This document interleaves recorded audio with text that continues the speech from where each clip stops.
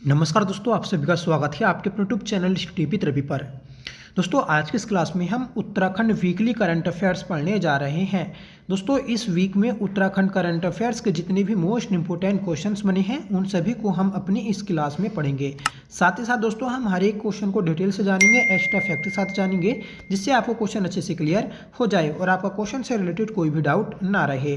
दोस्तों, हम अपनी इस क्लास में नेशनल इंटरनेशनल करंट अफेयर्स को कवर अप करते हैं, जिससे आपका नेशनल और इंटरनेशनल करंट अफेयर्स भी साथ साथ होता रहे।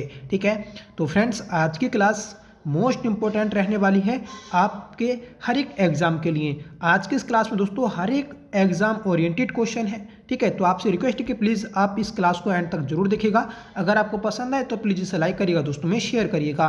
अगर आप दोस्तों डेली करंट अफेयर्स पढ़ना चाहते हैं तो आप हमारे चैनल से जुड़ सकते हैं। अपने चैनल पर दोस्तों हम डेली करंट अफेयर्स भी करा रहे हैं। ठीक है, तो प्लीज़ सब्सक्राइब करना चैनल को। ठीक है, तो चलिएगा शुरू कर लेते हैं आज के अपनी इस क्लास को, जिसका पहला क्वेश्चन है कि देश व दुनिया की पहली हर्बल वैली बनी किस राज्य में विकसित की जा रही है। तो दोस्तों, हाल ही में देश व दुनिया की पहली हर्बल वैली बनी है। ये दोस्तों उत्तराखंड राज्य में विकसित की जा रही है। सही आंसर रहेगा ऑप्शन डी। ठीक है, याद रखेगा फ्रेंड्स, विश्व आयुर्वेद कांग्रेस में महिलाओं का एक समूह औषधीय पौधों के साथ शामिल हुआ। यह समूह दोस्तों आत्मनिर्भर संस्था के प्रतिनिधियों का था। ठीक है, जिनकी अगुवाई कर रहे थे दोस्तों रंजीत चतुर्वेदी। इन्होंने बताया कि इस साल 62 औषधीय पौधों के लक्ष्य के साथ यह शुरुआत की गई है। तो याद रखिएगा कि जो हर्बल वैली है तो वह दोस्तों आत्मनिर्भर संस्था की महिलाओं के द्वारा विकसित की जा रही है। हाल ही में दोस्तों उत्तराखंड में विश्व आयुर्वेद कांग्रेस का आयोजन किया गया है। ठीक है, तो आप याद रखिएगा, ये दोस्तों इम्पोर्टेंट क्वेश्चन है कि इस साल दोस्तों विश्व आयुर्वेद सम्मेलन उत्तराखंड में किया गया था। ठीक है, और ये सम्मेलन दोस्तों 12 से 15 दिसंबर के मध्य देहरादून के FRI में आयोजित किया गया। ठीक है, अगला क्वेश्चन है कि उत्तराखंड के किस समाज सेवी को राष्ट्रीय प्रतिभा सम्मान पुरस्कार से सम्मानित किया गया। ये किया गया है दोस्तों सुशील बहुगुणा को। राइट आंसर रहेगा ऑप्शन ए। ठीक है, तो सुशील बहुगुणा यह उत्तराखंड के दोस्तों प्रसिद्ध समाज सेवी हैं, जिन्हें राष्ट्रीय प्रतिभा सम्मान से सम्मानित किया गया है। फ्रेंड्स, गोल्डन स्पैरो ट्रस्ट नई दिल्ली ने सामाजिक कल्याण में बेहतर योगदान के लिए शराब नहीं संस्कार मुहिम चलाने वाले समाज सेवी सुशील बहुगुणा को राष्ट्रीय प्रतिभा सम्मान पुरस्कार 2024 से सम्मानित किया है। ठीक है, ये भी दोस्तों अलग से पूछा जा सकता है कि राज्य में शराब नहीं संस्कार मुहिम किसके द्वारा चलाई जा रही है। तो आपको बताना है सुशील बहुगुणा के द्वारा। अगला क्वेश्चन है, उत्तराखंड मुख्यमंत्री द्वारा कब अंतर्राष्ट्रीय प्रवासी उत्तराखंडी सम्मेलन आयोजित करने की घोषणा की है। दोस्तों, उत्तराखंड में अंतर्राष्ट्रीय प्रवासी उत्तराखंडी सम्मेलन आयोजित किया जाएगा।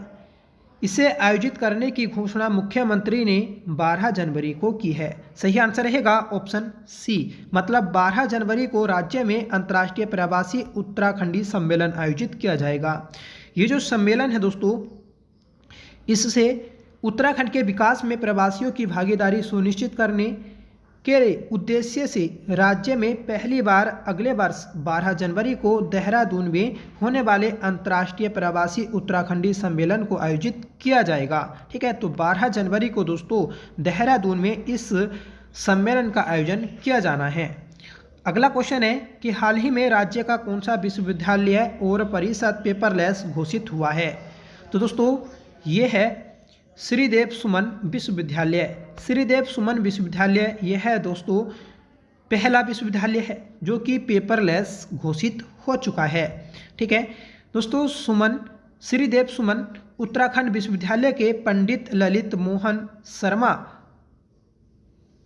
परिषद ऋषिकेश में आयोजित ई ऑफिस प्रशिक्षण कार्यशाला में परिसर के निदेशक डॉक्टर प्रोफेसर महावीर सिंह रावत ने कहा है कि विश्वविद्यालय और परिषद जल्द ई ऑफिस सिस्टम से जुड़ेगा। विश्वविद्यालय के सारे काम दोस्तों पेपरलेस होंगे और सारी जानकारी दोस्तों एक क्लिक पर आधारित रहेगी। ठीक है, मतलब दोस्तों जब ई ऑफिस बन जाएगा तो जो पेपर होंगे तो वह आपके काम नहीं आएंगे। ठीक है, सब दोस्तों ऑनलाइन सिस्टम हो जाएगा। अगला क्वेश्चन है कि हाल ही में किसे डॉक्टर गोविंद चातक स्मृति सम्मान से सम्मानित किया गया। तो दोस्तों डॉक्टर गोविंद चातक स्मृति सम्मान यह है महेशानंद गौड़ को सम्मानित किया गया। सही आंसर रहेगा ऑप्शन ए। फ्रेंड्स, मूर्धन्य साहित्यकार डॉक्टर गोविंद चातक स्मृति आखर साहित्य सम्मान इस बार कालजाई गीतों के रचनाकार वरिष्ठ गीतकार और कोटद्वार निवासी महेशानंद गौड़ को दिया गया। ठीक है, तो महेशानंद गौड़ ये दोस्तों कोटद्वार के रहने वाले हैं, याद रखिएगा। ठीक है, जो कि दोस्तों एक गीतकार हैं। इस वर्ष का सम्मान महेशानंद गौड़ को 22 दिसंबर को श्रीकोट गंगा नाली में आयोजित कार्यक्रम में दिया जाएगा। इस पुरस्कार में दोस्तों 11,000 रुपये इनामी राशि के साथ दिए जाएंगे। ठीक है, साथ ही दोस्तों अंगवस्त्र आखर स्मृति सम्मान भी दिया जाएगा। अगला क्वेश्चन है कि राष्ट्रीय खेलों के पदक विजेता खिलाड़ियों को कितने रुपए की इनामी राशि राज्य सरकार द्वारा दी जाएगी। तो दोस्तों राष्ट्रीय खेलों जो 38वें राष्ट्रीय खेल होंगे दोस्तों इस साल, मतलब अगले साल 28 जनवरी से 14 फरवरी के मध्य है। ठीक है, तो राज्य के जो भी प्लेयर पदक जीतेंगे तो उन्हें दोस्तों राज्य सरकार इनामी राशि के तौर पर 12 लाख रुपए देगी। सही आंसर रहेगा ऑप्शन बी। ठीक है, तो आप याद रखिएगा, इंपॉर्टेंट है दोस्तों। राष्ट्रीय खेलों के पदक विजेता खिलाड़ियों को अब 12 लाख रुपए तक की इनामी राशि मिलेगी।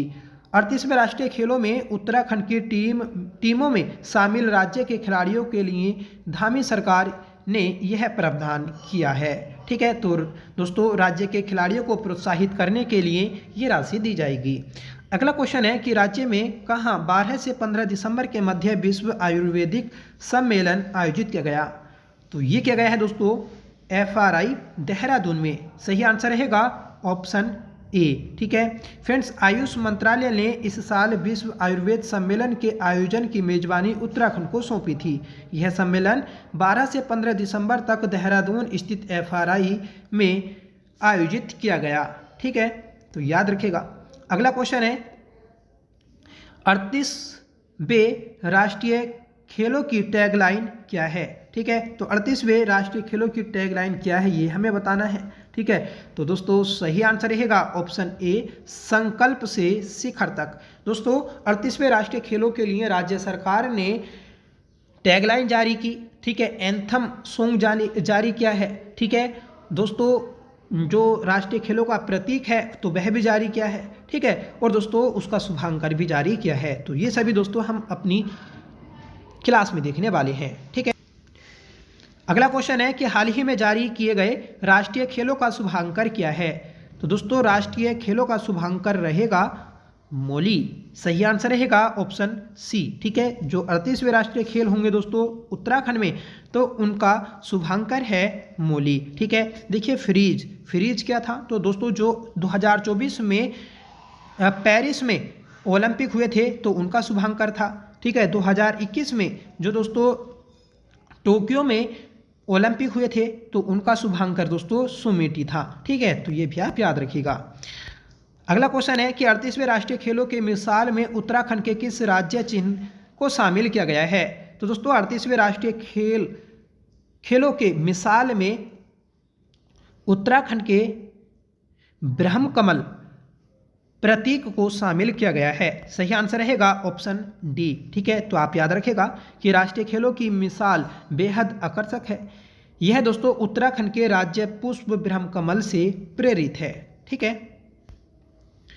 अगला क्वेश्चन है कि 38वें राष्ट्रीय खेलों के मास्कट उत्तराखंड के किस राज्य चिन्ह को प्रदर्शित कर रहा है। तो दोस्तों 38वें खेलों का जो मास्कट जारी किया तो वह है दोस्तों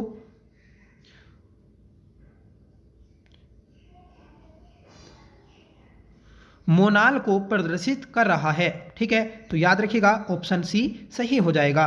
ठीक है दोस्तों, मोनाल राज्य का राज्य पक्षी है, याद रखिएगा। अगला क्वेश्चन है कि 38वें राष्ट्रीय खेलों में खिलाड़ियों में जोश पैदा करने के लिए किस एंथम को लॉन्च किया गया। ठीक है, तो ये क्या गया है दोस्तों, ऑप्शन ए आन बान शान दे शौर्य का प्रमाण दे। ठीक है, तो ये दोस्तों एंथम है 38वें राष्ट्रीय खेलों का, याद रखिएगा। ये दोस्तों खिलाड़ियों में जोश पैदा करने के लिए, जुनून पैदा करने के लिए और उन्हें प्रोत्साहित करने के लिए जारी किया है। अगला क्वेश्चन है कि 38वें राष्ट्रीय खेलों की मशाल यात्रा 26 दिसंबर को कहां से शुरू होगी। मोस्ट इंपोर्टेंट क्वेश्चन है, याद रखिएगा कि 38वें राष्ट्रीय खेलों की मशाल यात्रा 26 दिसंबर को हल्द्वानी से शुरू होगी। सही आंसर रहेगा ऑप्शन बी। ठीक है, और दोस्तों जो 38वें राष्ट्रीय खेल होंगे तो इनका उद्घाटन समारोह जो होगा तो वह दोस्तों देहरादून में होगा। ठीक है, और दोस्तों समापन समारोह जो होगा तो वह दोस्तों आपका हल्द्वानी शहर में होगा। ठीक है, ये भी आप याद रखिएगा। फ्रेंड्स, राज्य के खेल मंत्री हैं रेखा आर्या, इन्होंने कहा है कि 38वें राष्ट्रीय खेलों में प्रदेश के लोगों को जोड़ने के लिए आधिकारिक मशाल यात्रा 26 दिसंबर को हल्द्वानी से शुरू होगी और यह यात्रा 13 जनपदों से होकर गुजरेगी। ठीक है, तो ये दोस्तों राज्य के हर एक जनपद से होकर गुजरनी है। अगला क्वेश्चन है कि प्रदेश में सौर ऊर्जा को बढ़ावा देने को पहली बार सौर कौथिक का आयोजन कहाँ किया गया। तो दोस्तों सौर ऊर्जा को बढ़ावा देने के लिए राज्य में पहली बार सौर कौथिक मतलब सौर मेला कहाँ आयोजित किया गया। सही आंसर रहेगा ऑप्शन ए देहरादून में। ठीक है फ्रेंड्स, प्रदेश में सौर ऊर्जा को बढ़ावा देने के लिए पहली बार सौर कौथिक होने जा रहा है। ठीक है, इसमें देश भर से सौर ऊर्जा से जुड़े विशेषज्ञ शामिल होंगे। ठीक है, घर पर सौर ऊर्जा प्रोजेक्ट लगाने वालों को यहाँ हर सवाल का जवाब दिया जाएगा। ठीक है, तो दोस्तों सौर ऊर्जा को राज्य में बहुत ज़्यादा बढ़ावा दिया जा रहा है। ठीक है, जिस कारण दोस्तों ये कौथिक आयोजित किया गया है। अगला क्वेश्चन है कि नई सौर ऊर्जा नीति 2023 के तहत 2027 तक कितनी मेगावाट बिजली उत्पादन का लक्ष्य रखा है। तो दोस्तों सौर ऊर्जा से 1400 मेगावाट बिजली उत्पादन का टारगेट रखा गया है नई ऊर्जा नीति 2023 के तहत, और ये टारगेट दोस्तों 2027 तक कंप्लीट करना है। ठीक है, नेक्स्ट क्वेश्चन है कि निपुण भारत मिशन के तहत शैक्षिक सुधार संसाधन विकास में बेहतर प्रदर्शन करने वाले कितने स्कूलों को राज्य स्तरीय पुरस्कार से नवाजा गया। सही आंसर रहेगा ऑप्शन ए 65। ठीक है, तो 65 स्कूलों को दोस्तों इस पुरस्कार से नवाजा गया है, याद रखिएगा। ठीक है फ्रेंड्स, जो राज्य के स्कूल हैं तो उनमें बेहतर गुणवत्ता, ठीक है, शिक्षा सुधार, ठीक है, और बच्चों को अच्छी फैसिलिटी देने के लिए ये 65 ठीक है स्कूलों को चुना गया था। अगला क्वेश्चन है कि automatic permanent academic account registry अपार आईडी की रैंकिंग में उत्तराखंड सभी राज्यों में किस स्थान पर है। तो उत्तराखंड दोस्तों 8वें स्थान पर है। सही आंसर रहेगा ऑप्शन सी। ठीक है दोस्तों, वन नेशन वन आईडी कार्यक्रम के तहत शुरू हुआ इस अभियान में 67.46% के साथ चमोली का राज्य में पहला स्थान है। देखिए भारत में उत्तराखंड का 8वां स्थान और उत्तराखंड में चमोली का पहला स्थान है, ये आप याद रखिएगा। ठीक है, ये दोस्तों स्टूडेंट्स की आईडी है। ठीक है, अगला क्वेश्चन है कि शास्त्रीय नृत्य भारतनाट्यम के क्षेत्र में निम्न में से किसे उत्तराखंड बाल गौरव सम्मान दिया गया। तो दोस्तों ये दिया गया है ऑप्शन ए स्वास्तिका जोशी। ठीक है, स्वास्तिका जोशी, जो स्वास्तिका जोशी हैं दोस्तों, इन्हें शास्त्रीय नृत्य भारतनाट्यम के क्षेत्र में उत्तराखंड बाल गौरव सम्मान से सम्मानित किया गया है। ठीक है फ्रेंड्स, शास्त्रीय नृत्य भारतनाट्यम के क्षेत्र में हल्द्वानी की स्वास्तिका जोशी को उत्तराखंड बाल गौरव सम्मान दिया गया है। ठीक है, देहरादून में बाल संरक्षण आयोग द्वारा आयोजित कार्यक्रम में महिला एवं बाल विकास मंत्री रेखा आर्या और बाल संरक्षण आयोग की अध्यक्ष डॉक्टर गीता खन्ना ने सम्मानित किया है। ठीक है, तो ये दोनों क्वेश्चन भी आप याद रखिएगा कि महिला एवं बाल विकास मंत्री कौन है, रेखा आर्या। ठीक है, और दोस्तों राज्य में बाल संरक्षण आयोग की अध्यक्ष कौन है, डॉक्टर गीता खन्ना। अगला क्वेश्चन है कि खेल उपलब्धियों के लिए उत्तराखंड बाल गौरव पुरस्कार से सम्मानित किया गया है। तो खेल उपलब्धियों के लिए दोस्तों उत्तराखंड बाल गौरव सम्मान से सम्मानित किया गया ऑप्शन बी अनिकेत अवस्थी को। ठीक है फ्रेंड्स, गुमानीवाला देहरादून स्थित डीएसबी इंटरनेशनल पब्लिक स्कूल के कक्षा 9 के छात्र अनिकेत अवस्थी को उनकी खेल उपलब्धियों के लिए उत्तराखंड गौरव पुरस्कार से सम्मानित किया गया है। 20वां क्वेश्चन है कि हाल ही में भारत गौरव पुरस्कार से किसे सम्मानित किया गया है। दोस्तों हाल ही में भारत गौरव पुरस्कार से सम्मानित किया गया उत्तराखंड के वित्त मंत्री प्रेमचंद्र अग्रवाल को। सही आंसर रहेगा ऑप्शन सी। ठीक है, मोस्ट इंपोर्टेंट क्वेश्चन है, आप याद रखिएगा कि हाल ही में भारत गौरव पुरस्कार उत्तराखंड के किस मंत्री को दिया गया, तो दोस्तों प्रेमचंद्र अग्रवाल को दिया गया है। फ्रेंड्स, उत्तराखंड के कैबिनेट मंत्री डॉक्टर प्रेमचंद्र अग्रवाल को नई दिल्ली में आयोजित एक भव्य समारोह में भारत गौरव पुरस्कार से सम्मानित किया गया। यह प्रतिष्ठित पुरस्कार उन्हें राजनीति में उनके लंबे अनुभव, कार्य क्षेत्र में सक्रियता, सामाजिक योगदान और दोस्तों आध्यात्मिक क्षेत्र में उनकी भूमिकाओं के लिए प्रदान किया गया है। ठीक है फ्रेंड्स, भारत गौरव पुरस्कार के 8वें अधिवेशन का आयोजन नई दिल्ली में किया गया था। ठीक है, तो ये चीज़ भी आप याद रखिएगा कि इसका आयोजन कहाँ किया गया था, तो दोस्तों नई दिल्ली में किया गया था भारत गौरव पुरस्कार सम्मेलन का आयोजन। अगला क्वेश्चन है कि हाल ही में young women scientist excellence award से निम्नलिखित में से किसे नवाजा गया है। ठीक है, तो दोस्तों ये क्या नवाजा गया, तनुजा आर्या को। सही आंसर रहेगा ऑप्शन ए। ठीक है, तो young women scientist excellence award से तनुजा आर्या को सम्मानित किया गया। ठीक है फ्रेंड्स, नैनीताल जिले के कुमाऊं विश्वविद्यालय के डीएसबी परिसर स्थित रसायन विज्ञान विभाग में शोध कार्य कर रही तनुजा आर्या को young women scientist excellence award से सम्मानित किया गया है। फ्रेंड्स, यह सम्मान उन्हें उत्तराखंड विज्ञान शिक्षा एवं अनुसंधान केंद्र, ठीक है, यूसार्क की ओर से देहरादून में आयोजित चतुर्थ महिला वैज्ञानिक कॉन्क्लेव 2024 में दिया गया। ठीक है, तो दोस्तों जो संस्था है यूसैक उसके द्वारा दिया गया है, ये भी आप याद रखिएगा। अगला क्वेश्चन है कि उत्तराखंड में 38वें राष्ट्रीय खेलों का आयोजन किया जाएगा। तो आप सभी जानते हैं, कई बार हमने क्वेश्चन किया है कि 38वें राष्ट्रीय खेलों का आयोजन कब से कब तक होना है। 28 जनवरी से 14 फरवरी के मध्य 2025 में होना है। फ्रेंड्स, उत्तराखंड में 28 जनवरी से 14 फरवरी 2025 तक 38वें राष्ट्रीय खेलों का आयोजन होगा। इसमें 32 स्वीकृत और 4 प्रदर्शनी खेल समेत कुल 36 खेल गतिविधियां होंगी। ठीक है, तो 36 खेल दोस्तों इसमें शामिल हैं, याद रखिएगा। 4 इसमें दोस्तों प्रदर्शनी खेल शामिल हैं। पहली बार दोस्तों राज्य में होने वाले 38वें राष्ट्रीय खेलों की मेजबानी मिलने के साथ ही इसमें योगा और मखलेव को भी शामिल किया गया है। ठीक है, तो ये भी चीज़ आप याद रखिएगा। दोस्तों जो 4 प्रदर्शनी होनी है तो किस किस खेल की होंगी, योगासन, मलखंब, ठीक है, और दोस्तों कलरीपयड्डू, ठीक है, और राफ्टिंग। तो इन चारों की खेल प्रदर्शनी होनी है। ठीक है दोस्तों, जो आपके 38वें राष्ट्रीय खेल हैं तो उसका शुभांकर क्या है, तो दोस्तों मोली है। ये आप याद रखिएगा, ऊपर हमने किया भी था। ठीक है, तो उत्तराखंड के राज्य पक्षी जो कि उत्तराखंड के राज्य पक्षी मोनाल से प्रेरित है। ठीक है, जो ये मोली है दोस्तों, तो ये किससे प्रेरित है, तो राष्ट्रीय पक्षी राज्य पक्षी मोनाल से प्रेरित है। यह दोस्तों क्षेत्र की प्रतिष्ठा का प्रतीक है और युवा एथलीटों को ऊंचे लक्ष्य रखने के लिए प्रोत्साहित करता है। जैसे दोस्तों मोनाल 2500 मीटर से लेकर 5000 मीटर की ऊंचाई तक पाया जाता है। ठीक है, तो इसी प्रकार दोस्तों ऊंचाइयों तक खिलाड़ियों को ले जाने के लिए इसे तैयार किया है। अगला क्वेश्चन रहेगा हमारा, किस राज्य ने वैश्विक योग केंद्र बनाने के लिए भारत की पहली योग नीति का अनावरण किया है।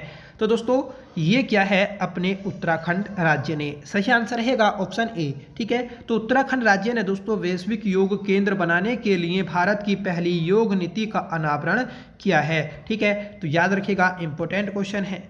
ठीक है फ्रेंड्स, हाल ही में सैयद मुश्ताक अली ट्रॉफी का खिताब किसने जीता। तो हाल ही में सैयद मुश्ताक अली ट्रॉफी का जो खिताब जीता है तो वह दोस्तों मुंबई ने जीता। सही आंसर रहेगा ऑप्शन डी। ये ट्रॉफी दोस्तों क्रिकेट खेल से संबंधित है, ये आप याद रखिएगा। ठीक है, हाल ही में दोस्तों मुंबई ने सैयद मुश्ताक अली ट्रॉफी का खिताब जीता। फाइनल मुकाबले में मुंबई ने मध्य प्रदेश को 5 विकेट से हराया। ठीक है, मुंबई इससे पहले दोस्तों 2022 में भी इस खिताब को जीत चुकी है। ठीक है, ये दोस्तों बेंगलुरु के चिन्नास्वामी स्टेडियम में खेला गया था। ठीक है फ्रेंड्स, सैयद मुश्ताक अली ट्रॉफी की बात करें तो यह भारत की एक घरेलू क्रिकेट चैंपियनशिप है। ठीक है, इसका आयोजन भारतीय क्रिकेट कंट्रोल बोर्ड BCCI के द्वारा किया जाता है। इससे पूर्व मतलब इसका जो नाम रखा गया है दोस्तों इस ट्रॉफी का, तो वह पूर्व टेस्ट क्रिकेटर सैयद मुश्ताक अली के नाम पर रखा गया है। ठीक है, और दोस्तों इसका पहला संस्करण 2006-07 में खेला गया था। अगला क्वेश्चन है, विरासत साड़ी महोत्सव 2024 का आयोजन किस मंत्रालय द्वारा किया जा रहा है? तो दोस्तों विरासत साड़ी महोत्सव 2024 का आयोजन कपड़ा मंत्रालय के द्वारा किया जा रहा है। सही आंसर रहेगा हमारा ऑप्शन बी। ठीक है फ्रेंड्स, इसका आयोजन 15 से 28 दिसंबर 2024 तक हुआ। ठीक है, यह कपड़ा मंत्रालय के द्वारा आयोजित किया गया है। ठीक है, विरासत साड़ी महोत्सव भारत की हाथ से बनी साड़ियों का उत्सव है। ठीक है, हथकरघा हैंडलूम ठीक है एक प्रकार की बुनाई की प्रक्रिया है जिसमें कपड़ों को हाथ से चलाने वाले करघे लूम पर तैयार किया जाता है। ठीक है फ्रेंड्स, राष्ट्रीय हथकरघा दिवस 7 अगस्त को मनाया जाता है। ठीक है, इसका पहला आयोजन 7 अगस्त 2015 को किया गया। राष्ट्रीय हथकरघा दिवस का उद्देश्य हथकरघा बुनकरों को सम्मानित करना होता है, क्योंकि दोस्तों ये राज्य का एक पुराना उद्योग है। ठीक है, और पहले दोस्तों जब मशीनें नहीं हुआ करती थी तो हाथों से ही कपड़े बुने जाते थे। ठीक है, तो याद रखेगा। अगला क्वेश्चन है कि महिला हॉकी जूनियर एशिया कप 2024 किस देश ने जीता? तो ये जीता है दोस्तों अपने भारत ने। सही आंसर रहेगा ऑप्शन बी। ठीक है दोस्तों, भारत अगर कोई भी ट्रॉफी जीतता है तो वह एग्जाम के लिए इंपॉर्टेंट हो जाती है। ठीक है, भारतीय महिला जूनियर हॉकी टीम ने 15 दिसंबर 2024 को मस्कट ओमान में पेनाल्टी शूट में चीन को 3-2 से हराकर 10वां महिला हॉकी जूनियर एशिया कप जीता है। तो आप ये भी याद रखिएगा कि किसे हराकर जीता? चीन को। इसका आयोजन कहाँ पर किया गया था? तो ओमान में किया गया था, और पेनाल्टी शूट से दोस्तों भारत ने ये खिताब जीता। अगला क्वेश्चन है हमारा, पद्मश्री, पद्म विभूषण और पद्म भूषण और ग्रैमी पुरस्कार प्राप्त करने वाले महान कलाकार जाकिर हुसैन का दिसंबर 2024 में निधन हो गया। यह किस क्षेत्र में अपने योगदान के लिए प्रसिद्ध हैं? तो दोस्तों जाकिर हुसैन ये तबला और भारतीय शास्त्रीय संगीत में प्रसिद्ध थे। ठीक है, और ये दोस्तों एक प्रसिद्ध तबला वादक थे। आप याद रखिएगा, ऑप्शन बी हमारा राइट है। अगला क्वेश्चन है कि हिंदी के लिए साहित्य अकादमी पुरस्कार 2024 किसे प्रदान किया गया? मोस्ट इंपोर्टेंट क्वेश्चन है, याद रखिएगा। ठीक है, तो 2024 में साहित्य अकादमी पुरस्कार 2024 देने की घोषणा की गई है। ठीक है, और इस साल हिंदी के क्षेत्र में दोस्तों गगन गिल को यह सम्मान दिया जाएगा। ठीक है, इनकी रचना है दोस्तों अभी अभी बहार आई, और इस रचना के लिए इन्हें यह पुरस्कार दिया जाएगा। ठीक है फ्रेंड्स, साहित्य अकादमी पुरस्कार 2024 का ऐलान किया गया है।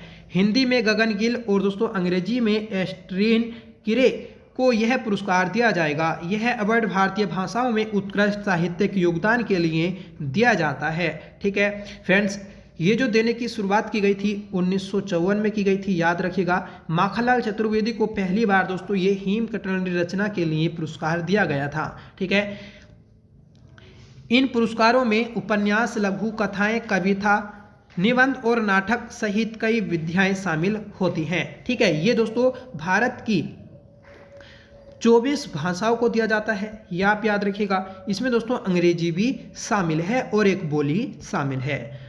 अगला क्वेश्चन है कि अंतर्राष्ट्रीय प्रवासी दिवस कब मनाया जाता है? तो अंतर्राष्ट्रीय प्रवासी दिवस जो मनाया जाता है तो वह दोस्तों आपका 18 दिसंबर को मनाया जाता है। सही आंसर रहेगा ऑप्शन बी। ठीक है दोस्तों, इसके अलावा दिसंबर महीने में जितने भी आपके इम्पोर्टेंट दिवस मनाए गए हैं तो उन्हें भी आप देख लेते हैं। ठीक है, तो दोस्तों 1 दिसंबर को विश्व एड्स दिवस मनाया गया था। 2 दिसंबर को राष्ट्रीय प्रदूषण दिवस कंप्यूटर साक्षरता दिवस, ठीक है, और अंतर्राष्ट्रीय गुलामी उन्मूलन दिवस मनाया गया। ठीक है, कंप्यूटर साक्षरता दिवस आप याद रखिएगा 2 दिसंबर। ठीक है फ्रेंड्स, 3 दिसंबर को विश्व दिव्यांग दिवस मनाया गया। ठीक है, भारतीय नौसेना दिवस 4 दिसंबर को मनाया गया। 5 दिसंबर को दोस्तों अंतर्राष्ट्रीय स्वयं सेवक संघ मनाया गया, सेवक दिवस मनाया गया। अंतर्राष्ट्रीय नागरिक विमानन दिवस और सशस्त्र सेना झंडा दिवस, ठीक है, और अंतर्राष्ट्रीय चीता दिवस 7 दिसंबर को मनाया गया है। ठीक है फ्रेंड्स, 8 दिसंबर को बोधि दिवस, ठीक है, 9 दिसंबर को अंतर्राष्ट्रीय भ्रष्टाचार विरोधी दिवस और 10 दिसंबर को अंतर्राष्ट्रीय मानव अधिकार दिवस मनाया गया। ठीक है दोस्तों, इस महीने में सभी इंपॉर्टेंट दिवस आते हैं, तो आप याद रखिएगा। 11 दिसंबर को अंतर्राष्ट्रीय पर्वत दिवस और 14 दिसंबर को दोस्तों अंतर्राष्ट्रीय ऊर्जा संरक्षण दिवस। 16 दिसंबर को दोस्तों विजय दिवस मनाया जाता है, ये आप याद रखिएगा। ठीक है, और 18 दिसंबर को अल्पसंख्यक अधिकार दिवस मनाया गया। ठीक है, और इसी दिन दोस्तों अरबी भाषा दिवस, अंतर्राष्ट्रीय प्रवासी दिवस भी मनाया जाता है। और 19 दिसंबर को दोस्तों गोवा मुक्ति दिवस भी मनाया जाता है, ये आप याद रखिएगा। ठीक है फ्रेंड्स, आपसे रिक्वेस्ट है कि प्लीज़ आप वीडियो के एंड तक जरूर बने रहिएगा। आज की इस क्लास में हर एक क्वेश्चन दोस्तों एग्जाम ओरिएंटेड है। ठीक है, आप ये नहीं कह सकते कि कोई भी क्वेश्चन एग्जाम में नहीं पूछा जा सकता। ठीक है, अगर आप यूकेपीएससी, सेंट्रल लेवल और दोस्तों रेलवे एग्जाम की तैयारी कर रहे हैं तो दोस्तों हमारी ये वीकली क्लास आपके एग्जाम के लिए मोस्ट इंपॉर्टेंट रहती है। ठीक है, तो दोस्तों उत्तराखंड का करंट अफेयर्स का नंबर 1 चैनल हमारा बनने जा रहा है और ये आपके सहयोग से दोस्तों बनकर रहेगा। ठीक है, तो आपसे रिक्वेस्ट है कि प्लीज़ आप सपोर्ट करिएगा। ठीक है, और ज़्यादा से ज़्यादा हेल्प करिएगा। ठीक है, 30वां क्वेश्चन है कि हाल ही में किसे राष्ट्रीय तानसेन सम्मान 2023 से सम्मानित किया गया है? तो ये किया गया है दोस्तों मृगनाल गर्ग को। सही आंसर रहेगा ऑप्शन ए। ठीक है, नेक्स्ट क्वेश्चन है कि हाल ही में किसे खो खो वर्ल्ड कप 2025 के लिए ब्रांड एम्बेसडर बनाया गया है? दोस्तों पहली बार खो खो वर्ल्ड कप 2025 आयोजित किया जाएगा और इसकी मेजबानी अपना देश भारत कर रहा है। ठीक है, इसके लिए दोस्तों सलमान खान को ब्रांड एम्बेसडर नियुक्त किया गया है। ठीक है, तो आप याद रखिएगा इंपॉर्टेंट क्वेश्चन है। ठीक है, तो ऑप्शन सी हमारा राइट रहेगा, सलमान खान। ठीक है फ्रेंड्स, हाल ही में जारी वर्ल्ड हॉकी रैंकिंग में भारतीय पुरुष टीम को कौन सा स्थान मिला है या कौन से स्थान पर रही है? तो भारतीय हॉकी टीम दोस्तों 5वें स्थान पर रही है, याद रखिएगा, ऑप्शन बी राइट हो जाएगा। ठीक है, ये दोस्तों जो मेन टीम है तो उसकी रैंक है। महिला या फिर वुमेन टीम की बात कर लें तो वुमेन टीम को दोस्तों 9वां स्थान प्राप्त हुआ है। ठीक है, तो वुमेन टीम की दोस्तों 9वीं रैंक है, याद रखिएगा। अगला क्वेश्चन है कि हाल ही में भारत ने युगीन भारत राष्ट्रीय संग्रहालय की स्थापना के लिए किस देश के साथ साझेदारी की है? तो ये की है दोस्तों आपके फ्रांस के साथ। सही आंसर रहेगा ऑप्शन बी। ठीक है, तो भारत ने युगीन भारत राष्ट्रीय संग्रहालय स्थापित करने के लिए फ्रांस देश के साथ समझौता किया है। ठीक है, फ्रांस से संबंधित दोस्तों कुछ हम इंपोर्टेंट करंट अफेयर्स पॉइंट जान लेते हैं। 30वें कोलकाता अंतर्राष्ट्रीय फिल्म महोत्सव का थीम देश फ्रांस बना है। भारतीय नौसेना ने फ्रांस के साथ वरुण अभ्यास का आयोजन किया। भारत फ्रांस के बीच द्विपक्षीय नौसैनिक अभ्यास वरुण 2 से 4 सितंबर तक भूमध्य सागर में आयोजित किया गया था। फ्रांस के राष्ट्रपति को ओलंपिक ऑर्डर से सम्मानित किया गया, क्योंकि दोस्तों इस साल जो ओलंपिक हुए थे तो वह पेरिस में हुए थे। ठीक है, इसीलिए फ्रांस के राष्ट्रपति को ओलंपिक ऑर्डर से सम्मानित किया गया। हेनले पासपोर्ट इंडेक्स 2024 में फ्रांस दूसरे स्थान पर रहा है और भारत की दोस्तों 82वीं रैंक है। ठीक है, तो भारत दोस्तों 82वें स्थान पर रहा हेनले पासपोर्ट इंडेक्स में। डिजिटल वीजा की पेशकश करने वाला पहला यूरोपीय संघ राष्ट्र फ्रांस बना है। ठीक है, तो ये भी आप याद रखिएगा, मोस्ट इंपोर्टेंट है। नेक्स्ट क्वेश्चन है कि हाल ही में कौन $500 बिलियन नेटवर्थ तक पहुंचने वाले पहले व्यक्ति बन गए हैं? तो $500 बिलियन नेटवर्थ तक पहुंचने वाले एलन मस्क बन गए हैं। सही आंसर रहेगा ऑप्शन बी। ठीक है, तो दोस्तों विश्व के पहले व्यक्ति हैं जिनकी नेटवर्थ $500 बिलियन को क्रॉस कर गई है। अगला क्वेश्चन है हमारा, हाल ही में कहाँ 200 एकड़ में भारत की सबसे बड़ी AICT बनाई जाएगी। तो दोस्तों भारत की सबसे बड़ी AICT बेंगलुरु में बनाई जाएगी। इसका एरिया है दोस्तों 200 एकड़। ठीक है, याद रखिएगा बेंगलुरु को दोस्तों राज्य में सिलिकॉन वैली बोला जाता है, याद रखिएगा। और इलेक्ट्रॉनिक सिटी भी या फिर भारत की इलेक्ट्रॉनिक राजधानी भी कहा जाता है। अगला क्वेश्चन है कि हाल ही में विश्व पैरा एथलेटिक्स चैंपियनशिप 2025 की मेजबानी करेगा। तो दोस्तों ये करेगा अपना भारत। सही आंसर रहेगा ऑप्शन बी। ठीक है, तो विश्व पैरा एथलेटिक चैंपियनशिप 2025 भारत में आयोजित की जाएगी। ठीक है, भारत दोस्तों 2035 तक अपना खुद का अंतरिक्ष स्टेशन स्थापित करेगा, यह आप याद रखिएगा। एशियाई महिला हैंडबॉल चैंपियनशिप 2024 में भारत 6ठे स्थान पर रहा है, ये भी आप याद रखिएगा। साल 2025 में दृष्टिहीन महिला T20 विश्व कप की मेजबानी भारत करेगा। पुरुष जूनियर हॉकी एशिया कप 2024 का खिताब भारत ने जीता। ठीक है, अमेरिका में अंतर्राष्ट्रीय छात्रों के स्रोत के रूप में भारत ने चीन को पीछे छोड़ा है। ठीक है फ्रेंड्स, महिला एशियाई हॉकी चैंपियनशिप ट्रॉफी 2024 का टाइटल भारत ने जीता, ये आप याद रखिएगा। वैश्विक जलवायु सूचकांक 2024 में भारत 10वें स्थान पर रहा। भारत ने IOA के समर्थन में पहले खो खो विश्व कप की मेजबानी की है। ठीक है, तो ये सभी दोस्तों भारत से related important current affairs point हैं। अगला क्वेश्चन है कि हाल ही में किसने bring it on the incredible story of my life नामक पुस्तक लिखी है। तो ये लिखी है दोस्तों दीपा मलिक ने। सही आंसर रहेगा ऑप्शन सी। ठीक है, तो याद रखिएगा कि दीपा मलिक ने दोस्तों bring it on the incredible story of my life नामक पुस्तक लिखी है। ठीक है दोस्तों, हाल ही में जो इम्पोर्टेंट पुस्तक विमोचित हुई है या फिर लिखी गई है जिनका प्रकाशन हाल ही में किया गया, तो उन्हें देख लेते हैं। तो दोस्तों केंद्रीय मंत्री गजेंद्र सिंह शेखावत ने new Bharat Modi vision and development नामक पुस्तक लिखी है। डॉक्टर दिनेश सहारा ने अपनी पुस्तक दलाई लामा की खुशी का रहस्य का विमोचन किया। तो याद रखिएगा कि दलाई लामा की खुशी का रहस्य पुस्तक किसने लिखी? दिनेश सहारा ने लिखी है। मणिक कोटवाल के द्वारा लिखित पुस्तक बियॉन्ड द हिग्स बोसन का विमोचन किया गया। तो ये भी आप याद रखिएगा।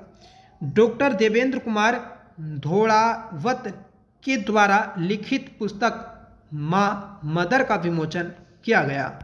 ठीक है, ब्रिटेन के पूर्व प्रधानमंत्री ने अपनी पुस्तक अनसील्ड लॉन्च की है।